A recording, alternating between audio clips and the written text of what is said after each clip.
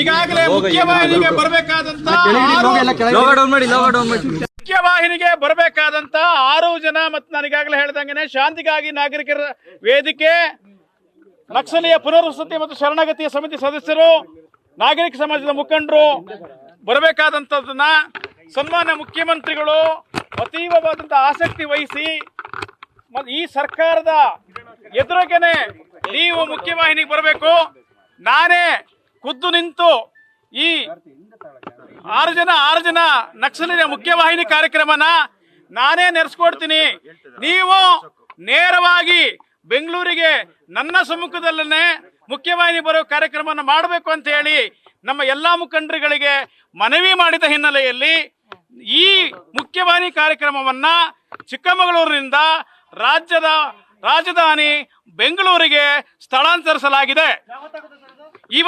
ಈಗಾಗಲೇ ಮಧ್ಯಾಹ್ನ 2-3 ಗಂಟೆಗೆ ಅವಧಿ ಒಳಗಡೆ ನೇರವಾಗಿ ಆ ತಂಡ ಅಲ್ಲಿಗೆ ಹೋಗುತ್ತೆ. ನಾವು ಎಲ್ಲರೂ ಕೂಡ ಇಲ್ಲಿರುವಂತಹ ಅವರ ಕುಟುಂಬಸ್ಥರು ಇದ್ದಾರೆ, 6 ಜನರ ಕುಟುಂಬ ವರ್ಗದವರು ಇದ್ದಾರೆ.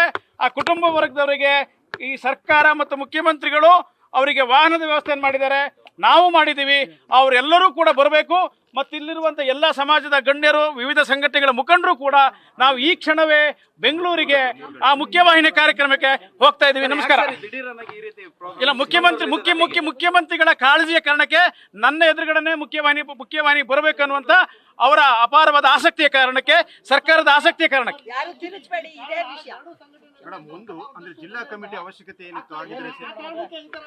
ಯಾವುದೇ ನೀವು ನಾಳೆ ಯಾವುದೇ ನೀವು ವರದಿ ಮಾಡಿದ್ರು ಯಾವುದೇ ಭಿನ್ನಮತವೂ ಇಲ್ಲ, ಯಾವುದೇ ಭಿನ್ನಾಭಿಪ್ರಾಯವೂ ಇಲ್ಲ. ಮುಖ್ಯಮಂತ್ರಿಗಳ ಕಾಳಜಿಯ ಒಂದು ಮನವಿಯ ಕರೆಗೆ ಹೋಗೊಟ್ಟು ನಾವು ಈ ಮುಖ್ಯವಾಹಿನಿ ಕಾರ್ಯಕ್ರಮ ಚಿಕ್ಕಮಗಳೂರಿನ ಬದಲು ಬೆಂಗಳೂರಿಗೆ ಸ್ಥಳಾಂತರ ಮಾಡಿ. ಇಲ್ಲ, ದಿಢೀರಲ್ಲ. ಅವರು ಮುಖ್ಯಮಂತ್ರಿಗಳೇ ಮುಖ್ಯಮಂತ್ರಿಗಳನ್ನು ಕೇಳಬೇಕು, ಸರ್ಕಾರದ ಮುಂದೆ ಆಗ್ಬೇಕು ಹೊರತು ಬೇರೆ ಜಿಲ್ಲಾಧಿಕಾರಿಗಳ ಮುಖಾಂತರ ಬೇಡ ಅನ್ನೋದು ಅವರ ಕಾಳಜಿ. ಸರ್ಕಾರವೇ ಮುಂದೆ ನಿಂತು ಅವ್ರನ್ನ ನಾವು ಮುಖ್ಯವಾಹಿನಿಗೆ ಬರಮಾಡ್ಕೊಳ್ತೇವೆ ಅನ್ನುವಂತ ಇದು. ಧನ್ಯವಾದಗಳು. ನ್ಯೂಸ್ ಫಸ್ಟ್, ನಿರ್ಭೀತಿಯಿಂದ ನಿಮ್ಮ ಪರವಾಗಿ.